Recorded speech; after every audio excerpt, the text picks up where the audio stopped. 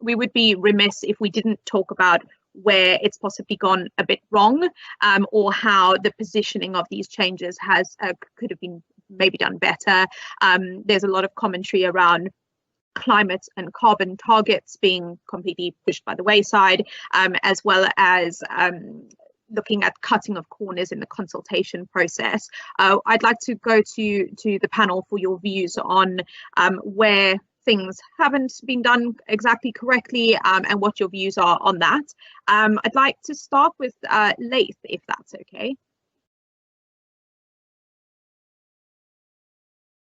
Sorry guys, is that unmuted now yet? Look, I think we're throwing back to it again. We haven't changed anything, and I don't think there's a loss of control, a full loss of control to the council. The councils can still, they still have, there is a checklist that they have to go through. There's still rely on external appearance. There's still a number of things they have to go through. Obviously, there are issues around climate and carbon targets and cutting corners and consultation, because you don't have to consult with residents. You don't have to do this. You don't have to do that. Now, that's where we find unscrupulous developers, and that's what they'll do. Now, for us as a leading edge developer, we will not change our approach. We will still, because we're into buildings, we still have to consult with people. They're as important as anyone in this whole process, the people that live in the building. Now, it's okay for me to say that, right? Because that's what I do, but someone else might not. But look, for us, it's essentially the same process. We consult, we follow design, we run through the process, and I think that's my take on it. Now, the biggest thing is there are gaps for people to take advantage of it, and if there's a way of closing that down, then fantastic, because it will not affect the way we work. Thank you. Brendan, what do you think about these apparent lack of safeguards in the new changes? I mean, the things where things went badly before was really around quality, and probably the easiest one to understand is space standards. You know, sort of very inadequate provision of space for people to live in, and that's an easy thing to pick on, and it's an easy thing to get right as well. I mean, it could just be that the space standards just need to be, the national space standards need to apply, and you can still convert the building. It's not necessarily, you know, beyond us just to include that, and I think most councils now, particularly the Article 4 guys, will be doing that anyway.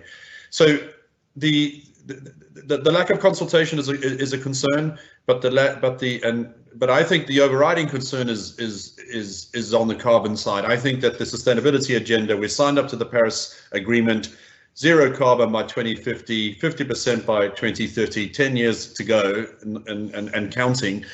We have to think differently. We have to really think differently and more creatively about how we are going to use our existing assets and how we are going to control the shape of our cities going forward that deal with these obligations, which are for us all, not just the construction sector, but for society at large. And I think that permitted development of this type and the redevelopment of any buildings needs to take that into account if it is to be successful in the long term. And ultimately, that's what we want. We want long-term success for these buildings. So what would I fix? I'd fix the space standards, and I'd fix the carbon dimension, because I think those are the two things that are going to give us the greatest future. Thanks, Brendan, for that practical viewpoint there. Gill, what are your thoughts on some of the contestation around the rights? Yeah, I completely agree with Brendan. It's, you know, we've seen how light has been able to be weaved into the PDRs very easily. And so many people, so many professionals from all sides of the sector are calling for space standards to be included. You know, it seems to me simple to make a quick legal amendment to bring space standards into the developments, because it's so critical to quality. You know, I have a real drive promoting health and well-being in planning and in property, and we've seen through lockdown how important our accommodation is, and the size of that accommodation is critical. We've addressed light through this recent set of changes, let's just get space sorted as well, because it's just a really, fundamental matter, and it's the people who don't have a voice who are more likely to be living in this accommodation. So those of us who do have a voice should be exercising it fully. So, I just think it's something that has to get sorted out swiftly. Thank you. Anita, would you agree? Completely. I think just to balance out, I suspect the reason why the government wanted to use PDRs is that statistically 60,000 new homes have been created using permitted development rights. So I'm not surprised they wanted to follow this route, but I absolutely agree with Brendan and Gill that it's unfortunate that the concerns over space and quality of living haven't made it into the actual sort of wording of the legislation. Now, the big criticism is that the government has actually gone against its own expert advice. And 2/3 of consultees who've all said, we don't actually think these specific PDRs written in the way that they are at the moment in law will fix our, concerns over quality of living, space standards, things like that. There are a couple kind of more legal considerations, legal ways I think this has gone wrong. Just on a philosophical level, these permitted development rights, some commentators are saying it could hurt the delivery of affordable housing because it kind of bypasses that planning requirement in big resi developments for affordable housing. You also the council will lose on affordable housing contributions that they could be using to deliver more local infrastructure. For example, we all know how Section 106 contributions are used to help kind of the wider local infrastructure. So that's been another criticism of these particular PDRs. Could it lead to less infrastructure? So with space, yes, the legislation does have a little bit of detail on space, but it only looks at limiting maximum internal height from floor to ceiling, but it's completely missed any other space consideration. So I think that's another criticism, really. It could have been addressed through the legislation, but sadly it hasn't. Thanks, Anita. The REBA has been a quite vocal challenger of the rights, and the statement has been made by their president that there's no evidence that the planning system is to blame for a shortage of housing. Can I just get the panel's view on a statement like that? Do you think it's accurate? Do you think it needs to be couched with something else? What are your thoughts around that? I will start with Gill, if that's good. I was going to suggest Brendan has that breadth of experience to give us a view from what the RIBA are going to be thinking. I think it's a really tricky one to answer. I think picking up on the quality of accommodation is just so critical, and the planning system is so important to make sure the development coming through is acceptable and suitable. So when we're hacking away at it, what are the consequences of that? They're really massive. So it's just such a complex beast. I'm going to pass across to Brendan, who'll probably have a much more eloquent answer. I'm not sure that I have a more eloquent answer, because I do feel that is a little bit of a silver bullet response from the RIBA. I think planning has played a part in some of the problems that we have, but then so have the architects, and so has the entire economy and the sector that we work in. Nobody is immune from contributing to some of the problems that we have, and everybody is obliged to participate in finding solutions. So I think his statement is a little bit inaccurate and a little bit too political for my liking, but that's sort of what we expect from the RIBA, I'm afraid. But I think what's important is that the professional bodies do really need to step up. They need to step up and make demands not just of their own members, but of the economy in which they're working, of developers, of contractors, and those who perhaps have cut corners at times, but also when local authorities are just being stubborn and difficult and not necessarily cooperating and trying to facilitate delivery. I think that needs to be challenged as well, and I think NIMBYism needs to be challenged too, because that's ultimately where a lot of problems arise from, where the community themselves, in a blindfolded kind of way, where they don't have to take personal responsibility, are creating problems that for the rest of society will have to deal with. So isn't just the singular nature of the statement from the RIBA is inaccurate, but there is a role for all of us. Thank you, Brendan. Laith, what do you make of that sort of viewpoint from Reba? I think when you read it, you can see what the key element to take out is the shortage of housing. Everyone agrees we have a shortage of housing, and if there's a way that we can deliver more homes, and I think, as Anita said, 60,000 homes delivered under permitted development, then if we can find a way to regulate it properly and deliver homes for people to live in, then fantastic. Why not? I mean, they're always going to, Reba are always going to come out with big, bold statements, because that sort of thing looks good on the front of a newspaper. For me, there's shortage of homes, land is scarce. What do we want to do? Do we want to build on greenfield, or do we want to build on top of buildings? We shouldn't be building on top of buildings, it's intensification. Okay, greenfield, we shouldn't be building on greenfields because it's greenfields. NIMBYism, absolutely, all the way around.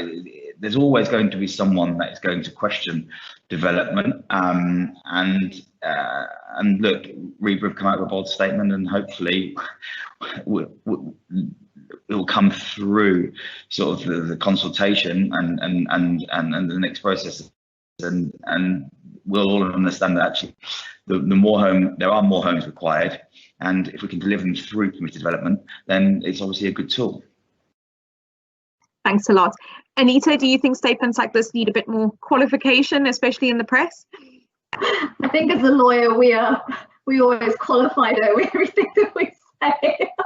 But sorry, coming back to Reba's statement, I can understand why they said it. Clearly the driver behind it was a real concern for what happens to quality of life through these permitted development rights, without the space standards, etc.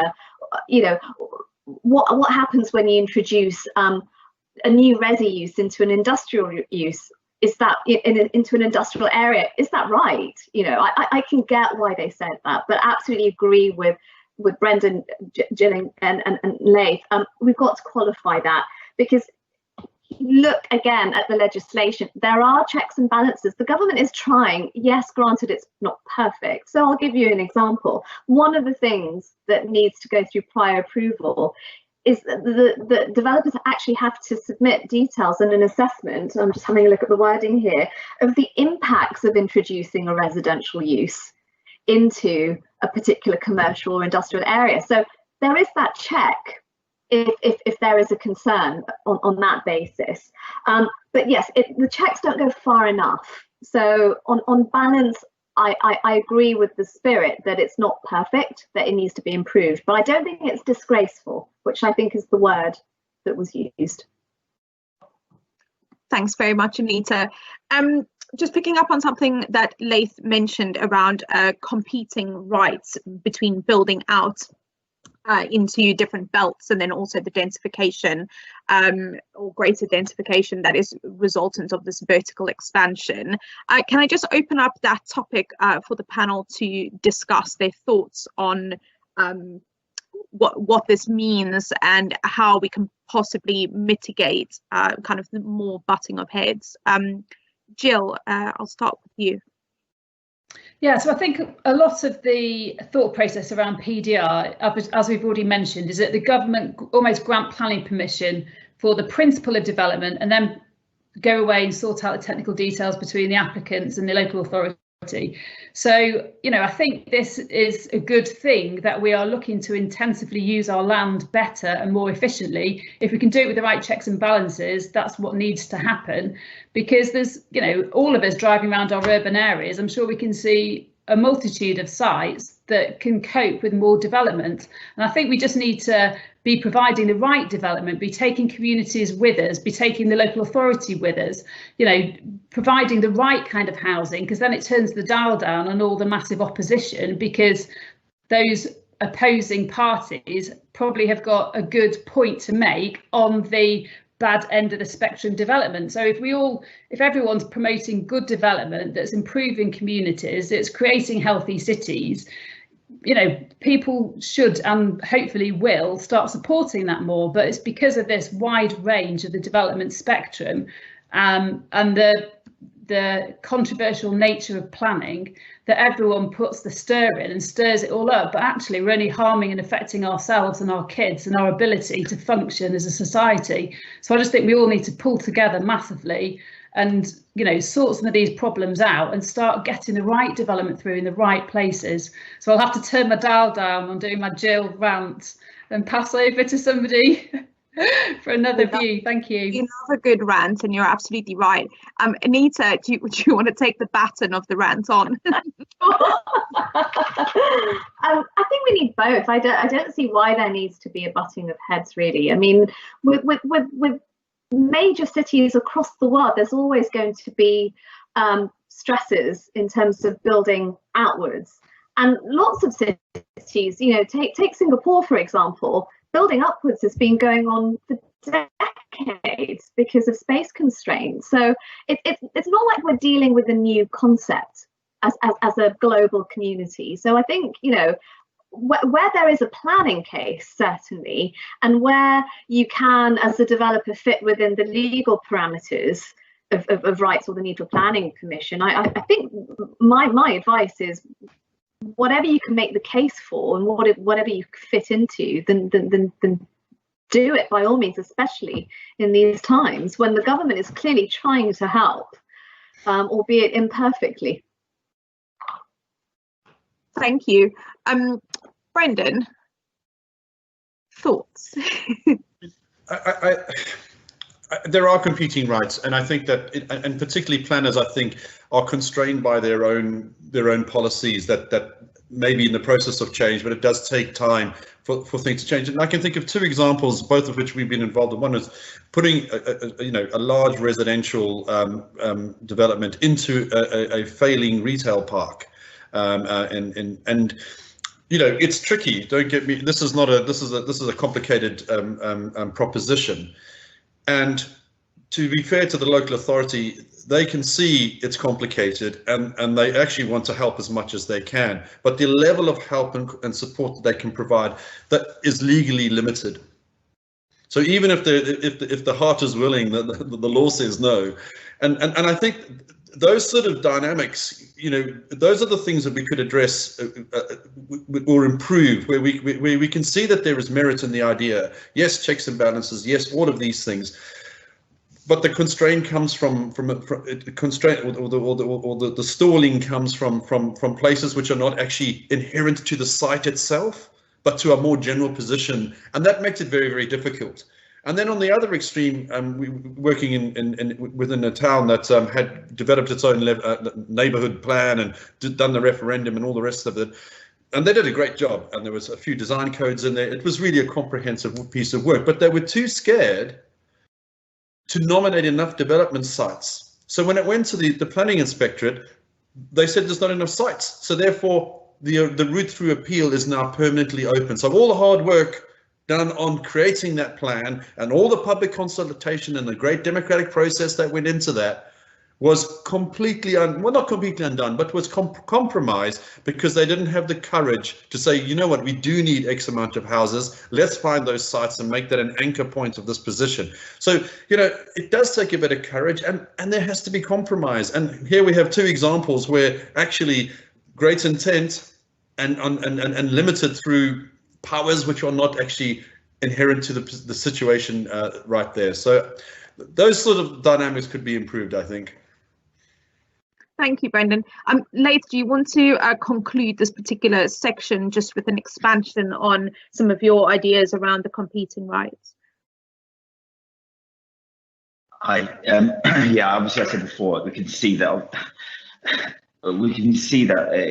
there's always going to be an intensification of cities. That's something all over the world. We've seen Singapore, as Anita alluded to. I suppose then upon extensions, we're looking at it in a large level. We're also looking at building on top of all different types of buildings. We're looking at building on top of big commercial operations. Now, this is a way of housing people. You know, hundreds of thousands of people are homeless. You know, councils spent like hundreds of millions of pounds on temporary accommodation. You know, there's a way we can build homes on top of existing buildings that councils own. We can do this on existing buildings that housing associations own to deliver affordable housing. It may not be a permitted development, but we can still do it. Now, once again, it comes back to NIMBYism. You're not really going to want someone to build a couple of stories next door to you, are you? Because you haven't got that. The same goes with Greenfield.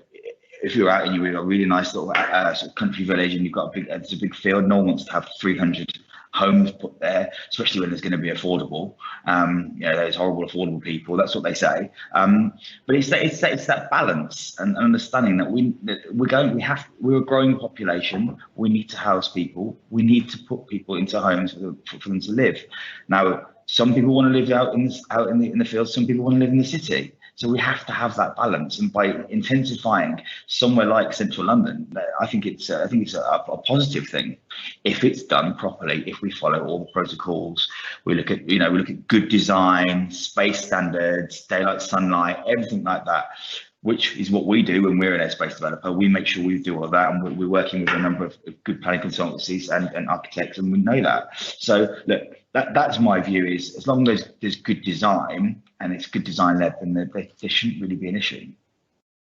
Caron, can I just quickly add two points just to follow up on Laith and Brendan? The first thing is that these permitted rights to build upwards, you can't actually use them on land that's got special designation. So you can't use them in conservation.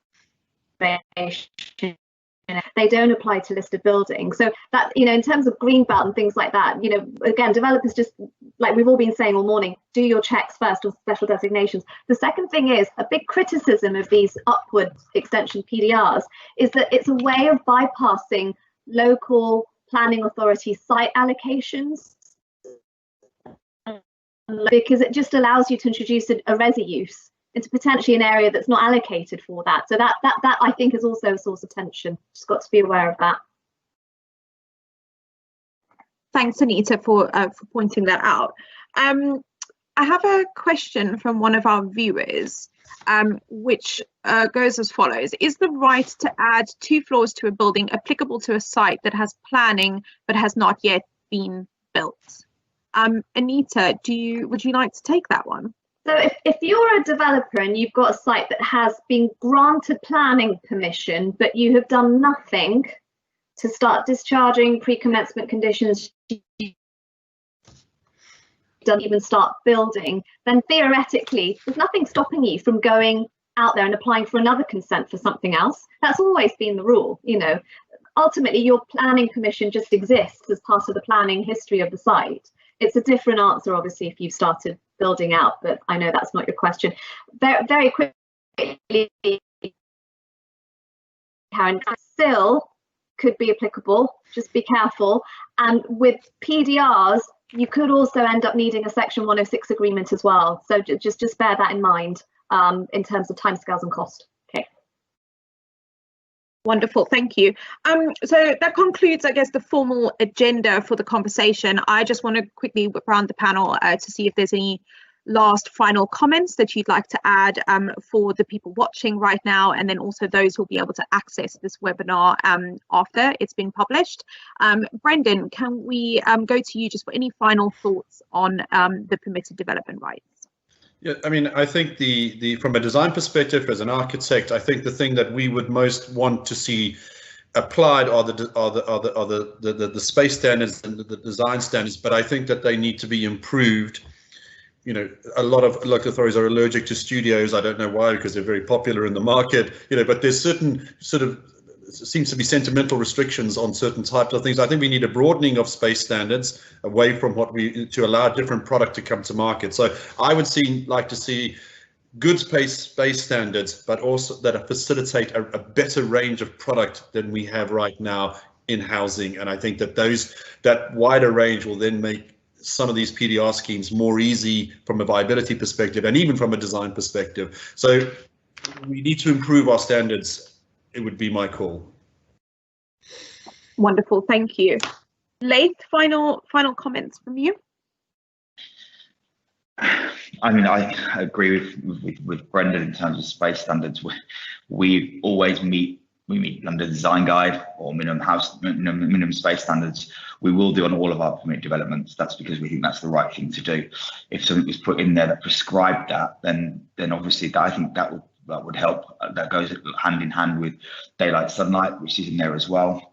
I think if you're looking at getting into this and doing this, it's not as easy as it seems. It's literally not just throwing 2 stories on top of a building. There are a lot of due diligence you have to follow. You need to have a good architect, good planning consultant, and a good lawyer. I can see 3 right here.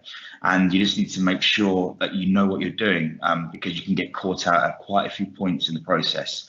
And if anyone out there is looking at building on top of their buildings, feel free to get in touch with me.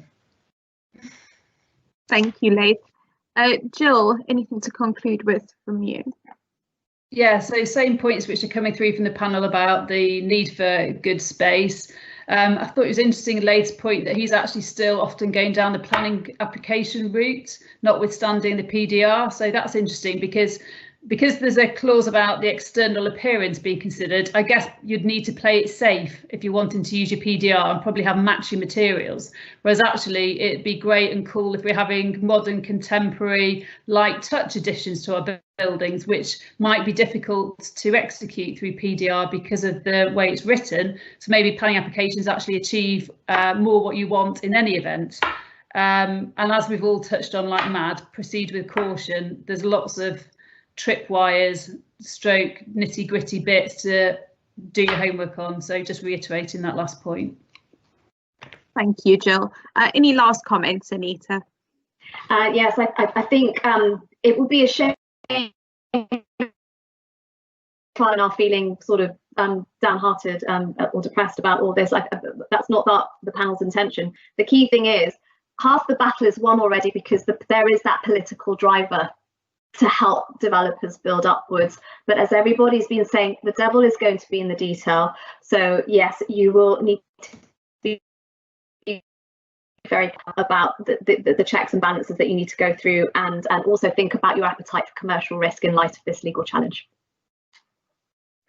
Thank you, Anita. And thanks once again to the whole panel, Gill, Brendan, Anita and Laith, for their time and expertise on this very interesting topic. We'd also like to extend a thank you to Steen at Peritus Corporate Finance, who was due to join us today and is actually our co-host for today's webinar. But unfortunately, those technical issues got the best of him and us. But I would like to thank everyone for joining us and for watching live. We will be publishing this webinar on Development Finance today in the next week or so, where you can catch up on some of these points, kind of reshare and think about what the panelists have said. And I think that wraps things up for this morning. Thank you very much. Have a great day. Thank you. Thank you.